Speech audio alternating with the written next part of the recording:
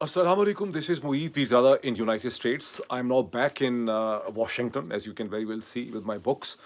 एक नई किताब भी मैं पढ़ रहा हूँ, द केस फॉर ट्रम्प। ये किताब जो है ये मैंने इसलिए उठाई है, ये समझने के लिए कि अमेरिका में जो ट्रम्प को एक बहुत ख़ास किस्म की बहुत ही पैशनेट सपोर्ट मिलती है, उसकी वजह क्या है। और जब मैं कुछ इसकी मुझे समझ आ जाएगी तो फिर मैं इसको आपके साथ भी शेयर करूँगा। हो सकता है मैं इस ऑथर की कोशिश करूँ कि इससे बात की जाए। अब बहुत सी डेवलपमेंट्स हैं पाकिस्तान के हवाले जो हुई हैं आज, और बड़ी इंटरेस्टिंग डेवलपमेंट्स हैं, कुछ तो बड़ी मज़क्का खेज़ डेवलपमेंट्स हैं। परेशान होने से ज़्यादा ये ज़रूरी है कि आप इनसे लुत्फ़अंदोज़ हों और इन डेवलपमेंट्स को एंजॉय करें।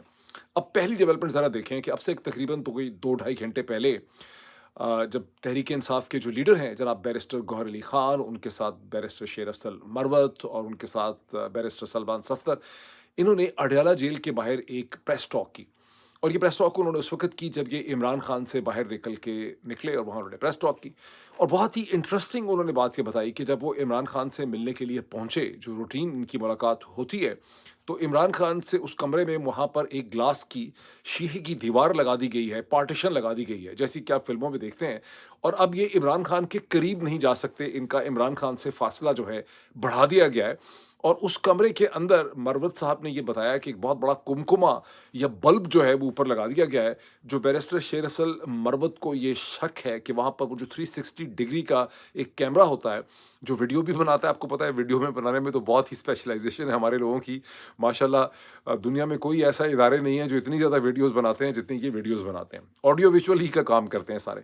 तो वो कह रहे हैं कि यहाँ पर एक वीडियो भी बनाई जा रही है, सारी चीज़ की रिकॉर्डिंग भी की जा रही है। और बैरिस्टर शेर असल मरवत का ये कहना था कि पहले ये बल्ब नुमा कैमरा जो है वो यहाँ पे मौजूद नहीं था। और ये कि अदालत ने ये कह रखा है कि पुलिस जब ये मुलाकात करेंगे लीडर्स तहरीक इंसाफ के इमरान खान से, तो वहाँ पे पुलिस नहीं होनी चाहिए। लेकिन अब नया फीचर ये था कमरे का कि पुलिस के एहलकार अफसरान भी वहाँ मौजूद थे, जो अपनी नोटिंग जो है वहाँ पे कर रहे थे। अब बैरिस्टर गौहर अली खान ने ये कहा है कि इमरान खान ने उनको हदायत दी हैं और वो इस इशू को अदालत के सामने उठाएंगे कि ये चीज़ बिल्कुल भी गैर कानूनी है, गैर आइनी है। अदालत तो ये भी कह रखा हुआ है कि जब इमरान खान से मुलाकात हो तो उस वक्त पुलिस अफसरान जो हैं उनको वहाँ पर मौजूद नहीं होना चाहिए। लेकिन मैं थोड़ा सा इसका एक एनालिसिस में आपके सामने लाना चाहता हूँ। जो बेसिक थीम है, जो रूह है मेरी वीलॉग की, एक ये क्या शो करता है? ये शो करता है कि पाकिस्तान के निज़ाम का जो डिक्टेटर है और उसके साथ जो डिक्टेटरों की फ़ौज है, वो इमरान खान, जिसको अब जेल में तकरीबन 200 दिन हो गए हैं, बिकॉज़ 5 मई को तो 240 दिन हो जाएँगे। 5 अगस्त से पहला महीना 5 सितंबर, दूसरा महीना 5 अक्टूबर, तीसरा महीना 5 नवंबर, चौथा महीना 5 दिसंबर, पाँचवाँ महीना 5 जनवरी, छठा महीना 5 फरवरी, सातवाँ महीना 5 मार्च, आठवाँ महीना जो है वो 5 अप्रैल और नौवाँ महीना जो है वो 5 मई होगा। तो अगर इस हिसाब से तो 200 से ज़्यादा मतलब दिन हो जाएँगे, अगर मैंने कोई हिसाब-किताब गलत नहीं कर दिया। तो जेल में जिस लीडर को बंद किया हुआ है, जिसकी पार्टी को तितर-बितर कर दिया है, जिसके हज़ारों वर्कर्स को गिरफ्तार किया है, जिसमें ख़वातीन भी शामिल हैं, लोगों से प्रेस कॉन्फ्रेंसेस करवा दी हैं, सब डिमोनाइज़ किया हुआ है, ट्विटर बंद किया हुआ है, सोशल मीडिया को स्लो डाउन करने के तरीके ढूँढ लिए हैं। उसके बावजूद जो डिक्टेटर है और उसके साथ जो डिक्टेटरों की फ़ौज है, वो इस लीडर से, जो इमरान खान है, जिसको जेल में बंद किया हुआ है, इससे कितने खौफ़ज़दा हैं कि ये सुनना चाहते हैं कि वो अपने लोगों के साथ बैरिस्टर गौहर अली खान से, शेर अफजल मरवत से, हालाँकि शायद वैसे भी कोई रिपोर्ट कर देता उनको, लेकिन सुनना चाहते हैं। वहाँ पुलिस वाले भी बिठा दिए हैं, वहाँ कैमरे भी लगा दिए हैं, वहाँ दरमियान में एक ग्लास वॉल भी जो है वो क्रिएट कर दी है। कितना खौफ है इनके अंदर इमरान खान का। ये खौफ होता है डिक्टेटर्स को एक जेन्युइन लीडर का। अब सवाल ये पैदा होता है कि डिक्टेटर जो है वो इतना ज़्यादा खौफज़दा क्यों होता है? डिक्टेटर इसलिए इतना ज़्यादा खौफज़दा होता है कि डिक्टेटर ने जो सारा सिस्टम बनाया होता है, वो उसकी ज़ात से जुड़ा हुआ मुंसलिक होता है। ये चाइनीज़ कम्युनिस्ट पार्टी की जो डिक्टेटरशिप है, वो फ़ौजी हुक्मरानों की डिक्टेटरशिप से, जिस तरह की हम पाकिस्तान में देख रहे हैं, इससे बहुत मुख्तलिफ है। यहाँ डिक्टेटर ने अपनी ज़ात के गिर्द एक पूरा ढांचा जो है वो खड़ा किया होता है। उसको नज़र आता है कि ये ढांचा इंतहाई गैर मुस्तहकम है, ये ढांचा बहुत फ्रेजाइल है, ये बहुत कमज़ोर है, और किसी वक़्त भी अगर एक झटका लगा तो ये ढांचा जो है धड़ाम से नीचे गिर सकता है। यही वजह है कि इतना खौफ जो है वो पाया जाता है पूरे सिस्टम का, कि सिस्टम ही जो है वो कहीं गिर ना जाए। अब एक और चीज़ मैं आपको बता दूं कि बैरिस्टर गौहर ने ये कहा कि इमरान खान ने एक बहावल नगर का जो वाक़या है उसके ऊपर उन्होंने रद्द अमल दिया। और इमरान खान का ये कहना था कि जब पुलिस या इंतज़ामी ढांचा कहीं पे कोई ज़्यादती करता है, तो आप उसके ख़िलाफ़ एक कंप्लेंट, एक शिकायत, एक दरख़्वास्त, एक मामला लेकर एक लीगल जुडिशियल फ़ोरम यानी एक अदालत के सामने जाते हैं। ये कोई तरीका नहीं है कि आप पुलिस वालों को जाके ठुकाई करें, मारें और उनको वहीं पर सज़ा दें और अपना हिसाब-किताब उनके साथ सेटल करने की कोशिश करें। इस पे बैरिस्टर गौहर अली खान ने टुकड़ा ऐड किया, या वो इमरान खान की थॉट थी, उनकी अपनी थॉट थी। लेकिन बैरिस्टर गौहर अली खान का ये कहना है कि यहाँ पर एक डबल स्टैंडर्ड्स भी नज़र आते हैं। तहरीक-ए-इंसाफ के लीडरों में ज़मान पारखी को ले लें कि कैसे अंदर चले गए, चीज़ें उठा के फेंकी, तोड़-फोड़ दी पुलिस ने। लेकिन वहाँ तो शायद इतनी तोड़-फोड़ नहीं की। तहरीक-ए-इंसाफ के मुल्क भर में जो लीडर हैं, उनके घरों के देखें इन्होंने क्या हालात किए। हमाद अज़हर के घर के इन्होंने क्या हालात किए, और बेतहाशा लोगों के घरों के इन्होंने क्या हालात किए, कैसे चीज़ें तोड़ी, उठा के मारा, लोगों को मारा-पीटा। और कहीं पर भी कोई तसव्वुर नहीं है कि कोई अदालत, कोई सुप्रीम कोर्ट, कोई हाई कोर्ट, कोई काज़ी फ़ायज़ ईसा साहब जो हैं, उसका नोटिस ले सकें। ये भी उनका कहना था। अच्छा, अब एक और मैं डेवलपमेंट आपसे शेयर कर लूँ, बड़ी अजीब-सी डेवलपमेंट है कि बुशरा बीबी के जो वकील हैं, उस्मान गुल वगैरह, वो आज नहीं वक़्त पे पहुँच सके जो इस्लामाबाद हाई कोर्ट के जस्टिस हैं, मियाँ गुल हसन औरंगज़ेब साहब की अदालत में। और मियाँ गुल हसन औरंग साहब नाराज़ हो गए, और नाराज़ होके उन्होंने बुशरा बीबी की वो जो पिटीशन थी, जिसमें उन्होंने इस्तदा की थी कि मुझे आप बनी गाला से शिफ्ट करें अडयाला की जेल में, उसे उन्होंने डिसमिस कर दिया, डिस्पोज़ ऑफ कर दिया, उस पे उन्होंने कोई फ़ैसला नहीं किया। इससे पहले वो ये कह चुके थे वुकला को कि आप मेरे पास आएँ और आज के दिन में मैं इसका फ़ैसला करूँगा। अब यहाँ पे थोड़ा-सा एक पुरसरार सा मामला है, जो लिखा गया है, जो रिपोर्ट हुआ है ज़राए इब्लाग से, वो ये है कि जस्टिस मियाँ गुल हसन औरंगज़ेब जो हैं वो बहुत बरहम हुए, बहुत नाराज़ हुए। उन्होंने कहा कि वुकला इस केस में इंटरेस्टेड नज़र नहीं आते, इनको पता था कि आज फ़ैसला करना है, ये मेरे पास क्यों नहीं पहुँचे। फिर 10:20 पे उस्मान गुल और वुकला वहाँ पे पहुँचे, उन्होंने माफ़ी माँगी, उन्होंने ये कहा कि सरीना होटल के आगे-पीछे बड़ी कंजेस्शन थी, जिसकी वजह से हमें बड़ी देर लगी है, हम तो गाड़ियाँ खड़ी करके, आगे गाड़ियाँ थीं, हमने दौड़ भी लगाई, हम तो पैदल भी बड़ा वॉक करके पहुँचे, लेकिन हमें देर हो गई, हमें माफ़ी वगैरह दे दें। उस पे जज साहब ने उन्हें ये कहा कि आप इसी दरख्वास्त और पिटीशन को रीइंस्टेट करने के लिए एक फ़ाइल करें, एक एप्लीकेशन दें, और उन्होंने कहा कि हम एप्लीकेशन फ़ाइल करेंगे। अब क्वेश्चन ये है कि क्या ये मामला इतना ही सीधा, इतना ही मज़क्का ख़ेज़ कार्टून शो है, जिस तरह से मैंने इसको डिस्क्राइब किया है, जिस तरह से इसे लिखा गया है? मुझे इस पे थोड़ा-सा शक होता है, और शक मुझे इस पे इसलिए भी होता है कि रिपोर्टेडली जस्टिस मियाँ गुल हसन औरंगज़ेब साहब ने ये भी कहा कि यहाँ कोई भी सच नहीं बोल रहा। मुझे वुकला का ये लेट आना और इसको सीरियसली ना लेना जो है, ये मुझे बहुत अजीब लग रहा है। वो बड़े नाराज़ थे। पुलिस और प्रोसिक्यूशन ने वहाँ पे उनको कहा कि ईद के दिन, ईद उल फ़ितर में इमरान खान की उनकी अहलिया बुशरा बेगम के साथ, बुशरा बीबी के साथ जो है मुलाकात करवा दी गई थी। उस पे उन्होंने कमेंट किया कि ना आप सच बोल रहे हैं, ना आपकी पोज़ीशन पे मुझे एतबार है, ना मुझे दूसरी साइड के बुशरा के वकीलों की पोज़ीशन पे एतबार है। मुझे ऐसा लगता है कि सब कुछ ना कुछ खेल खेल रहे हैं। और मुझे इससे ये शक होता है कि ये कहानी इतनी सीधी नहीं है। ये वुकला जो नहीं पहुँच सके, शायद इनके ऊपर भी, अभी मैं बिल्कुल एक स्पेक्युलेट कर रहा हूँ, शायद कोई दबाव था। और ये मेरे ज़हन में इसलिए वजह आती है कि यहाँ पर जो एक हिकमत अमली और स्ट्रैटेजी चल रही है चौधरी निज़ामुद्दीन साहब की, वो मसलसल है क्या?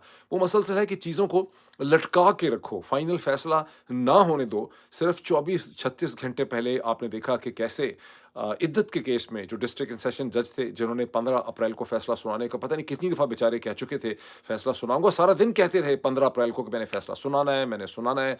फिर उसके बाद रिज़वान अब्बासी साहब जो देर से पहुँचे, जो प्रोसिक्यूशन के वकील हैं, जब से रिज़वान अब्बासी साहब बड़े हुए हैं, स्कूल से निकले हैं, कॉलेज से, उसके बाद से वो एस्टेब्लिशमेंट ही के वकील हैं। तो रिज़वान अब्बासी साहब ने कहीं से फ़ोन भी करा दिया होगा, यू नेवर नो। बहरहाल रिज़वान अब्बासी साहब ने जज साहब को कन्विंस किया, और जिस फ़ैसला जज साहब ने करना था 15 अप्रैल को, उस फ़ैसले को लटका के मौखर डिले, रीशेड्यूल कर दिया गया 24 अप्रैल में। स्ट्रैटेजी क्या है? स्ट्रैटेजी ये है कि चीज़ों को लटका के रखो, फ्रस्ट्रेट रखो, फ़ैसले ना होने दो। और यहाँ पर भी यही हुआ है कि बुशरा बीबी की जो दरख़्वास्त और पिटीशन है कि मुझे आप शिफ्ट करें बनी गाला से अडयाला जेल में, उसे एक बार फिर लटका दिया गया। अब ये वो सारा माहौल है जिसमें हम आ जाते हैं डिक्टेटरशिप के डेन की तरफ। और डिक्टेटरशिप के डेन में रावलपिंडी में जहाँ से सारी डिक्टेटरशिप की पावर डिराइव होती है, वहाँ रावलपिंडी में कोर कमांडर्स की कॉन्फ्रेंस हुई। इसका एक बड़ा लंबा चौड़ा सा नंबर होता है, हर दफ़ा ये नंबर बड़ा अजीब सा होता है, पता नहीं 200 कभी 246 लिखा हुआ था या 264 होना चाहिए था मेरे हिसाब से। बहरहाल 246 मैंने अखबारों में लिखा देखा। अब ये जो कोर कमांडर्स की कॉन्फ्रेंस हुई, इसमें बड़े पॉइंट्स जो हैं उठाए गए हैं। इसमें कुछ तो बड़े जेन्युइन कंसर्न्स हैं, जिसमें ये कहा गया कि हमें बहुत कंसर्न है कि अफ़गानिस्तान के अंदर से दहशतगर्दी की कार्रवाइयाँ जो हैं वो सीपेक को नुकसान पहुँचा रही हैं। वैसे इसमें मुझे थोड़ी-सी परेशानी ये है कि चीन वाहिद बड़ा कंट्री है, ये वाहिद ही कंट्री है जिसने अफ़गानिस्तान के एम्बेसडर बिलाल करीमी साहब को बाकायदा तौर पर चीन के अंदर रिसीव किया गया है। और उनकी क्रेडेंशियल्स जो हैं वो खुद प्रेज़िडेंट शी जिनपिंग ने एक्सेप्ट किए हैं। चीन ने अपना एम्बेसडर चेंज भी करके नया एम्बेसडर भी अफ़गानिस्तान में भेजा है। अगर अफ़गानिस्तान के अंदर से जिस तरह से पाकिस्तान में तो इसको ऐसे रिपोर्ट किया जा रहा है ना कि अफ़गान तालिबान जो हैं उनका कोई हाथ है इसमें। तो अगर अफ़गान तालिबान ही सीपेक को टारगेट करने में कोई रोल प्ले कर रहे हैं, तो फिर चीनी अफ़गान तालिबान से इसकी बात क्यों नहीं करते? ये बात मेरी समझ से बाहर है, शायद आप में से कोई बेहतर इसमें गाइड हमें कर सके। और कोर कमांडर्स की कॉन्फ्रेंस में बलूचिस्तान के अंदर जो इंतहाई बहीमाना कत्ल हुआ, उस पे बहुत कंसर्न का इज़हार किया गया। खाली कंसर्न ही करना है या इसके हवाले से कुछ करना भी है। और जो चीनी इंजीनियर्स पे भेशाम में, खैबर पख्तूनख्वा में हमला हुआ, उसके हवाले से भी बहुत उसमें कंसर्न का इज़हार किया गया। ये और बात है कि कंसर्न तो हमेशा किया जाता है चीज़ों में, लेकिन आपने जो असल चीज़ है कि आपके ये हमले हो क्यों रहे हैं? इन हमलों को आप इंटरसेप्ट क्यों नहीं कर पाते? आप तंज़ीमी एतबार से, ऑर्गेनाइज़ेशनल लेवल से आप ही तो हैं जिन्होंने ये सारी ऑर्गेनाइज़ेशन करनी है, उसका कोई हमें जवाब नहीं मिला। अच्छा, एक चीज़ बहुत ज़रूरी है जब हम कोर कमांडर्स की इस कॉन्फ्रेंस के बारे में बात करते हैं कि कोर कमांडर्स की कॉन्फ्रेंस का जो एलामिया होता है और इसके बारे में जो डिटेल होती है, वो हमें सारी की सारी के अंदर क्या बात हुई, क्या बात नहीं हुई, क्या कंसर्न्स रेज़ किए गए, ये हमें आईएसपीआर की एक प्रेस रिलीज़ से पता चलता है।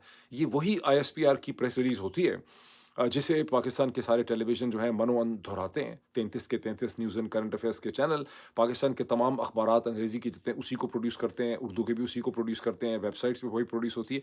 कोई रिपोर्टर तो अंदर मौजूद होता ही नहीं है, कोई इंडिपेंडेंट जर्नलिज़्म तो है ही नहीं कि वहाँ से आपको पता चल सके कि असल में वहाँ पे क्या बात हुई। सो हमें रिलाय करना पड़ता है कि ये प्रेस रिलीज़, अब मुझे ये शक है कि प्रेस रिलीज़ जो है वो एक बड़ी बंधी टके स्टाइल से एक बड़ी स्टीरियोटिपिकल किस्म की प्रेस रिलीज़ होती है। कोई डिक्टेट कर देता है कि ये भी कह दो, ये भी कह दो, ये भी कह दो, और एक्चुअली वहाँ जो डिस्कशन होती होगी वो खुदा बेहतर जानता है। फॉर इंस्टेंस, क्या किसी को हिम्मत हुई कि कोई पूछे कि ये जो बहुत ही सीनियर जनरल ईमान सफदर, कोर कमांडर मंगला, मंगला तो पाकिस्तान की कोर 1 है, स्ट्राइक कोर समझी जाती है। तो इसके जो कोर कमांडर हैं, उन्होंने अचानक खराबी सेहत या अपनी ज़ाती वजूहात की वजह से उन्होंने प्रीमेच्योर रिटायरमेंट ले ली है। एक ऐसे कोर कमांडर, एक ऐसे लेफ्टिनेंट जनरल ने जिसने 2000 नवंबर 2025 में जो सीनियॉरिटी लिस्ट बननी थी फ्यूचर आर्मी चीफ्स की, उसमें उसका नाम आना था, वो टॉप 4 की लिस्ट में आता था। तो उसने अचानक जो है ज़ाती वजूहात की वजह से रिटायरमेंट ले ली है। तो ये क्या मामला है? पता नहीं किसी को हिम्मत हुई होगी पूछने की, ये नहीं हुई होगी। लेकिन मुझे ये भी गुमान है कि जिस तरह से 9 मई के वाक़यात के बाद जनरल आसिम मुनीर ने पाकिस्तान की फ़ौज को कंट्रोल कर लिया, डरा दिया सबको, बहुत से अफ़सरों को सस्पेंड कर दिया गया, कोर कमांडर लाहौर के साथ जो हुआ उस पे मज़ीद कुछ कहने की ज़रूरत नहीं है।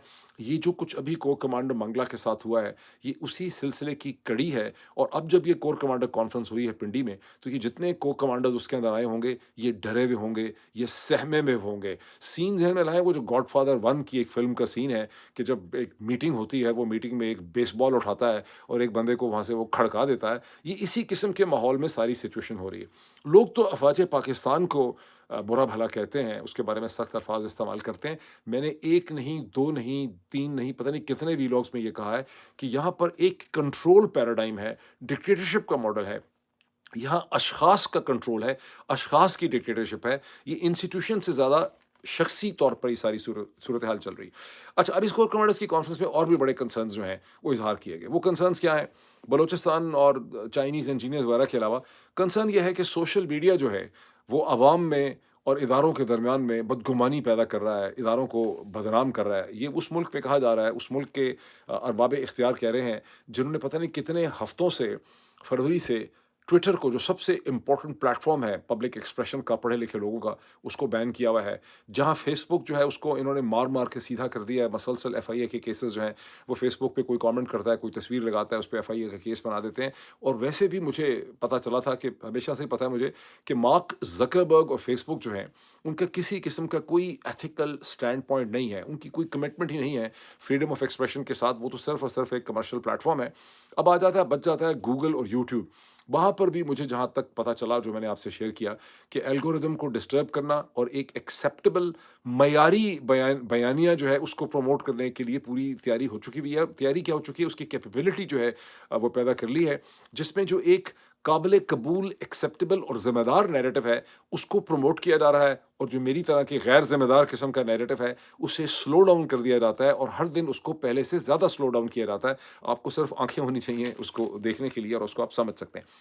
अच्छा, लेकिन जो मुझे इसमें हैरानी है, ये तो चले इन्होंने जो कुछ कर लिया। हाँ, फ़लस्तीन के बारे में भी बहुत ज़्यादा उनको मशरिक़-ए-वुस्ता का भी बड़ा कंसर्न था, फ़लस्तीन का भी बड़ा कंसर्न था। जिसने डिक्टेशन कराई होगी प्रेस रिलीज़ की, उसने कहा होगा ये भी दरमियान में डाल दो, फ़लस्तीन भी डाल दो, मशरिक़-ए-वुस्ता भी डाल दो। कश्मीर के लोगों के बारे में भी बड़ा कंसर्न था। अगर कोई कंसर्न नहीं था, तो पाकिस्तान के लोगों के बारे में कंसर्न नहीं था। ये कहा गया कि हुकूमत को उसकी इकोनॉमिक पॉलिसीज़ के लिए हर किस्म की मदद जो है को कमांडर्स देंगे, फ़ौज देगी। मदद किस चीज़ में चाहिए? बॉर्डर में जो स्मगलिंग हो रही है, वहाँ भी देंगे मदद, ज़ख़ीरा अंदोज़ी के खिलाफ भी देंगे, बिजली और गैस के बिल इकट्ठे करने में भी हम मदद देंगे, जो इल्लीगल इमिग्रेंट्स पाकिस्तान के अंदर हैं, उसके हवाले से भी मदद देंगे। मज़े की बात ये है कि जो कम से कम प्रेस रिलीज़ मैंने 2-3 दफ़ा देखी है, हर अखबार में जहाँ ये प्रेस रिलीज़ प्रोड्यूस हुई है, आईएसपीआर की, मैंने उसको line by line, word by word पढ़ा है। मुझे कम से कम वहाँ नज़र नहीं आया कि कोर कमांडर्स पाकिस्तान के इतने बहादुर और जुर्रतमंद कोर कमांडर्स जब वहाँ पे इकट्ठे हुए हैं, तो उन्होंने कोई ये भी डिस्कशन की है कि ये पाकिस्तान के अंदर 21 लोगों की जो असैसिनेशन अटेम्प्ट्स हुई हैं, जिसमें से 20 मर गए हैं। अभी लेटेस्ट जो है वो लाहौर में हुई है एक ऐसे बंदे की, जिसके ऊपर ये इल्ज़ाम था कि उसने सरबजीत सिंह को कत्ल किया था 2014 के अंदर, और जिसके बारे में कोई हम नहीं कह रहे, ये कोई इर्रेस्पॉन्सिबल सोशल मीडिया नहीं कह रहा, पाकिस्तान की हुकूमत बाकायदा तौर पे कह रही है, पाकिस्तान की पुलिस कह रही है, अब तो पाकिस्तान का जो मौजूदा मिनिस्टर ऑफ इंटीरियर मिनिस्टर है, वज़ीर दाखिला मोहसिन नकवी, वो कह चुका है। इससे पहले जनवरी में पाकिस्तान का फॉरेन सेक्रेटरी कह चुका है। पाकिस्तान के ज़राए इब्लाग भी यही कह रहे हैं कि ये इसमें हिंदुस्तान की इंटेलिजेंस एजेंसी पाकिस्तान के अंदर पाकिस्तानियों को चुन-चुन के कत्ल कर रही है। हम तो सिर्फ ये इंटरप्रिटेशन करते हैं कि हिंदुस्तानी हर शहरी को कत्ल नहीं कर रहे, वो उनको कत्ल कर रहे हैं जिनको पाकिस्तान की प्रीमियर इंटेलिजेंस एजेंसी अपने एसेट्स के तौर पर इस्तेमाल करती रही है। कश्मीर के मामले में, सिखों के मामले में, सिखों को भी कत्ल किया गया है पाकिस्तान के अंदर। तो ये जो मामला है, इस पे ज़ाहिर है कोर कमांडर्स का ये सवाल उठा ही नहीं होगा इस कॉन्फ्रेंस में। बहरहाल मैंने प्रेस रिलीज़ के अंदर देखा है, वहाँ तो इसकी कोई खुशबू या बदबू ये दूर-दूर तक नज़र नहीं आता, और ये इश्यू होना चाहिए था इनके सामने ये इश्यू नहीं है, तो फिर ये किसके सामने जो है इश्यू उठेगा? अच्छा, अब इसको आप देखें कि हाँ, एक मैंने आपको मुबारकबाद देनी थी सबको। ओहो हो! इतनी इम्पोर्टेंट बात, वो ये है कि और जो आपको भी देनी थी और आपके थ्रू काज़ी फ़ायज़ ईसा साहब को भी देनी थी।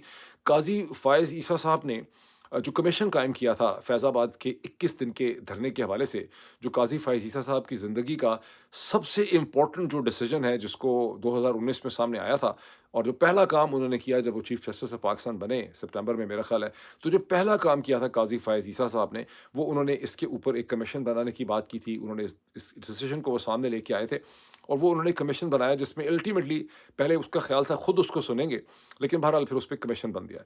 उस कमीशन में 2 रिटायर्ड आईजीपी थे, एक इस्लामाबाद के एक्स आईजीपी थे ताहिर आलम साहब, एक किसे कहते हैं खैबर पख्तूनख्वा के एक्स आईजीपी थे, और एक एडिशनल सेक्रेटरी इंटीरियर के थे। वो कमीशन की जो रिपोर्ट अब अखबारात के सामने आई है, और वो कोई बड़ी लंबी-चौड़ी रिपोर्ट है, कोई 150 सफ़ों की रिपोर्ट है। उस रिपोर्ट में तमाम इंटेलिजेंस के अफ़सरान को, फॉर्मर डीजीसी जो उस वक़्त के थे फ़ैज़ हमीद, और भी जितने अफ़सरान थे, जितने भी एस्टेब्लिशमेंट के लोगों पे काज़ी फ़ायज़ ईसा साहब को शक रहा था, उन सब को एक्सोनरेट कर दिया गया है।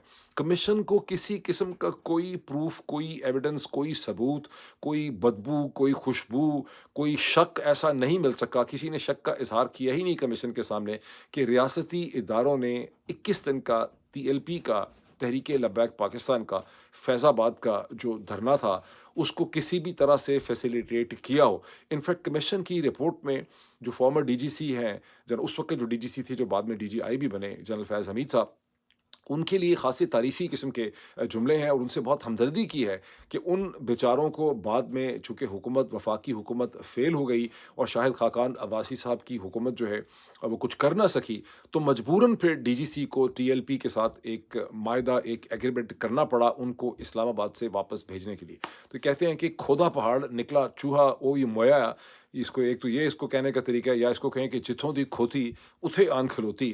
تو یہی اگر نکلنا تھا کمیشن سے سارا رزلٹ، تو یہ تو پہلے بھی لوگ بہت سے کہہ رہے تھے کہ اسی قسم کا کوئی معاملہ ہے، اور یہ تو پہلے ہی اسٹیبلشمنٹ کا تو بیانیہ ہی سارا کا سارا یہ تھا۔ یہاں آپ کو یہ بھی پتہ چلتا ہے کہ اپنے لوگوں کا وہ خیال رکھتے ہیں، حالانکہ کوئی بہت ہمدردی ان کو نہیں ہے فارمر ڈی جی سی کے ساتھ، لیکن اس کے باوجود انہوں نے وہی رزلٹ یا رپورٹ اس میں سے حاصل کی ہے کمیشن میں سے، جو کہ ان کو چاہیے تھی۔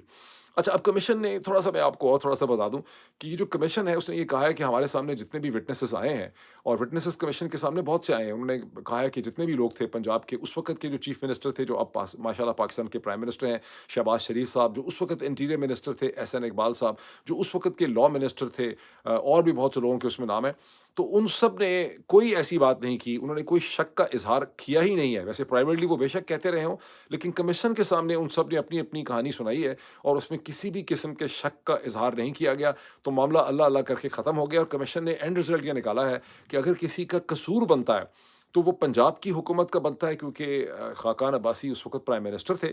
یہ معاملہ ہے 2017 کا۔ تو خاقان عباسی صاحب نے پنجاب کی حکومت کو یہ کہا تھا کہ ٹی ایل پی کے یہ جو ایڈونچرسٹ ہیں، یہ جو مارچرز ہیں، ان کو دھرنا دینے کے لیے اسلام آباد نہ داخل ہونے دیں، نہ پہنچنے دیں۔ ذہن میں یہ رکھیے، اسلام آباد کا محل و وقوع ذہن میں رکھیے، تو اس کے کم از کم اگر 4 طرف نہیں تو 3.5 طرف اس کے پنجاب پایا جاتا ہے۔ کہیں پنڈی ہے، کہیں مری کا راستہ ہے، کہیں کچھ اور راستہ ہے۔ صرف مرگلا کی جو پہاڑیاں ہیں اس کو اگر آپ کرو فلائٹ کر کے نکل جائیں تو آگے خیبر پختونخوا آ جاتا ہے، ورنہ اسلام آباد سے نکلنے کے تمام راستوں کی طرف یا داخل ہونے کے تمام راستوں پہ پنجاب پولیس کو کنٹرول حاصل ہوتا ہے۔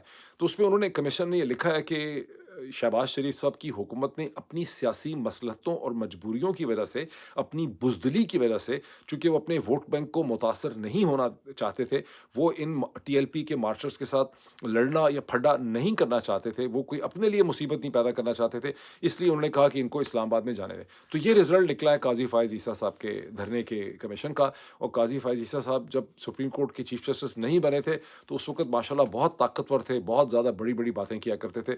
اب آہستہ آہستہ انہیں اپنی سپریم کورٹ کی اور نظام کی حقیقتیں جو ہیں وہ بہت بہتر سے طور پہ سمجھ آ رہی ہیں۔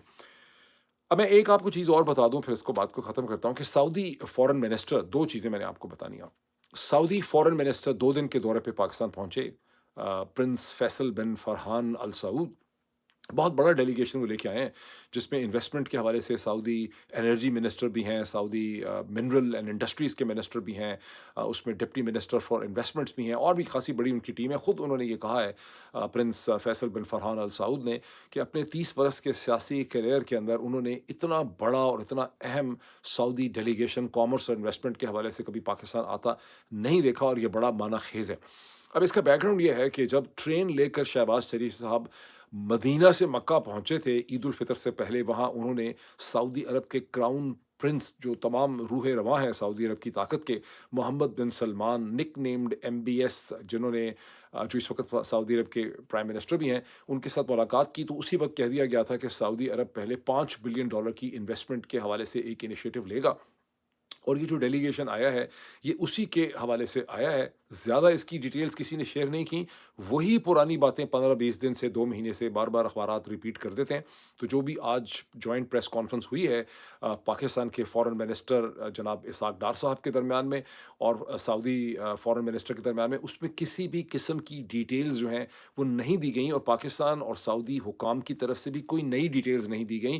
پاکستان کے اخبارات بار بار ایک چیز پروڈیوس کر رہے ہیں، وہ یہ ہے کہ ریکوڈک کے اندر جو فیڈرل گورنمنٹ کے یا بلوچستان گورنمنٹ کے حصے ہیں جو 50% ہے، وہاں پر سعودی فنڈ یا سعودی گورنمنٹ جو ہے ان حصوں میں انویسٹ کرے گی، اسے خرید لے گی۔ یہ ہوئی منرل کے حوالے سے۔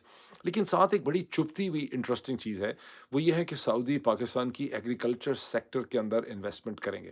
وہ انویسٹمنٹ کیا ہوگی اس کی کبھی کسی نے تفصیلات اخبارات میں کم از کم نہیں دیں، لیکن بہت سے پاکستانی جو اکنامک ایکسپرٹس ہیں انہوں نے مجھے یہ اس خدشے کا اظہار کیا ہے کہ یہ انویسٹمنٹ نہیں ہے، در حقیقت سعودی عرب ایک واٹر डेफिशिएंट कंट्री, आपको पता है रेगिस्तान है, पानी की उनके पास बड़ी कमी है। वो पाकिस्तान के अंदर अपने लिए फूड प्रोड्यूस करना चाहते हैं, जिसका मतलब ये है कि पाकिस्तान के पानी की कोई कॉस्ट नहीं लगेगी, सिर्फ़ एग्रीकल्चर प्रोडक्शन की कॉस्ट लगेगी। आप उसको एक एग्रीकल्चर आउटपुट के तौर पे देखेंगे। असल में जो चीज़ पे नज़र है सऊदीज़ की या अरबों की नज़र है, वो पाकिस्तान का बचा-कुचा पानी है। मैं जिस मुल्क में हूँ, कई दफ़ा मैंने आपको कहा है, यहाँ इतना पानी है कि मुझे हिंदुस्तान, पाकिस्तान के ऊपर कम से कम ईस्ट कोस्ट में मुझे तरस आता है जब मैं कनाडा और यूनाइटेड स्टेट्स के दरमियान जाता हूँ। और मुझे याद है कि जब मैं जीटी रोड के ऊपर या पाकिस्तान के मोटरवे पे मैं पुल क्रॉस करता था, तो पाकिस्तान के जो दरिया हैं, वो छोटे-छोटे नाले लगते हैं। यहाँ पे दरिया जो हैं, वो समुंदर लगते हैं, लेक्स हैं बड़ी-बड़ी उनके साथ। और यही पाकिस्तान का जो लोगों का 24-25 करोड़ लोगों का बचा-कुचा पानी के कतरे रह गए हैं, उसके ऊपर अरबों की नज़र है। ये ज़हन में रखें, ठीक है ना? इस पे अवेयरनेस पैदा करें अपनी। अब इसके साथ ये भी ज़हन में देखें कि इस वक़्त मशरिक़ वस्ता में ईरान के ख़िलाफ़ एक जंग की सी सूरत-ए-हाल है। मुझे पता चला है, ये बताया गया है, ये मैंने देखा है सोशल मीडिया पे कि पाकिस्तान की माशाअल्लाह माज़ी की सबसे बड़ी सियासी जमात नवाज़ शरीफ साहब की पीएमएलएन और नवाज़ शरीफ साहब की रीलॉन्च की भी बड़ी बातें हो रही हैं। तो वो कम से कम सोशल मीडिया के ऊपर ये बड़ा प्रोपेगेंडा कर रहे हैं कि ईरान ने मारे तो 300 मिसाइल तो कुछ नहीं हुआ, तो ईरान और इसराइल के दरमियान कोई मिली भगत है। और 1-2 दफ़ा मैंने 1, 2, 3, 4 ऐसे भी कमेंट्स मैंने देखे ट्विटर के ऊपर भी और मेरे ही अपने इस यूट्यूब के ऊपर जो है कि मुझे भी ये कहा जा रहा है कि आपने ये कहा था कि ये ईरान और इसराइल के दरमियान एक नूरा कुश्ती है। मैं हैरान हूँ, अगर किसी के दिमाग में मटर के दाने का साइज़ का दिमाग है या बंटे के साइज़ का दिमाग है। मैंने अपने एक व्लॉग का उन्वान ये रखा ज़रूर था, उसको अट्रैक्शन ड्रॉ करने के लिए टुवर्ड द क्वेश्चन। मैंने ये कहा था कि पाकिस्तान के अंदर बहुत से लोग ये कहते हैं कि नूरा कुश्ती है। मैं इस पे 4 या 5 व्लॉग कर चुका हूँ। मैंने सबसे पहले इसके बारे में बताया था, सबसे डिटेल्ड इन्फॉर्मेशन मैं ही इसके बारे में लेके आया हूँ।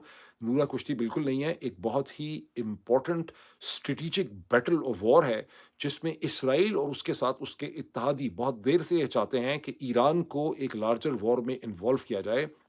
उनकी थिंकिंग ये भी है, फ़लस्तीनी और गाज़ा कॉन्फ्लिक्ट के बाद, कि हमास के और फ़लस्तीनियों के पीछे अगर पूरी मुस्लिम दुनिया की कोई ताकत खड़ी है, जो हमास को और मुख्तलिफ़ मुस्लिम तंज़ीमों को माली इमदाद देती है, स्ट्रैटेजिक एडवाइस देती है, उनके लिए खड़ी है, उनको असला देती है, तो वो ईरान है। इसलिए वो ईरान को टारगेट करना चाहते हैं।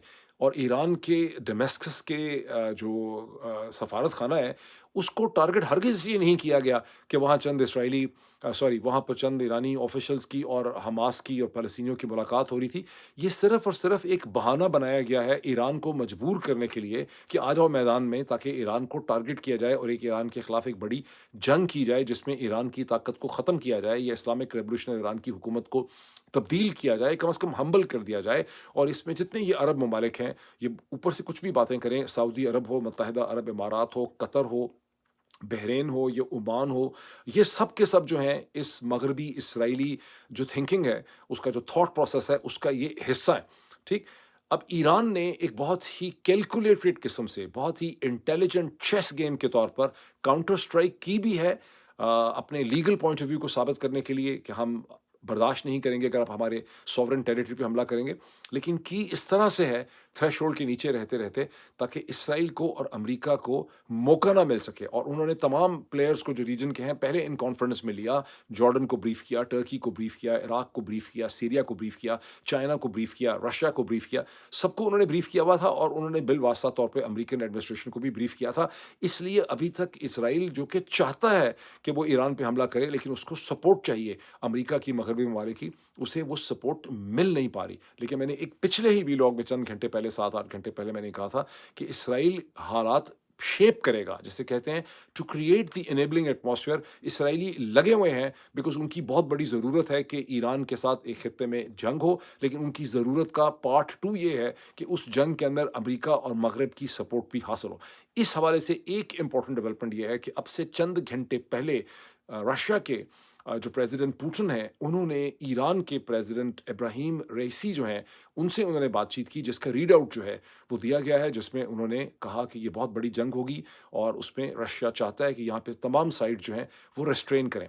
अब इम्पोर्टेंस इस चीज़ की है कि चीन भी इस किस्म की स्टेटमेंट दे, क्योंकि चीन और रशिया अगर दोनों ही कहेंगे कि यहाँ पर जंग नहीं होनी चाहिए, यहाँ पे रिस्ट्रेन की ज़रूरत है, और इब्राहिम रेसी ने एक बार फिर कहा कि ईरान बिल्कुल भी जंग नहीं चाहता, कोई वाइडर कॉन्फ्लिक्ट नहीं चाहता, हमने एक बहुत ही लिमिटेड लेवल की स्ट्राइक की है, सिर्फ अपने पॉइंट ऑफ व्यू को क्लियर करने के लिए। तो ये असल हकीकत है। मैं फिर इसके ऊपर मज़ीद डेवलपमेंट्स हो तो करूँगा इसके ऊपर बात। Thank you.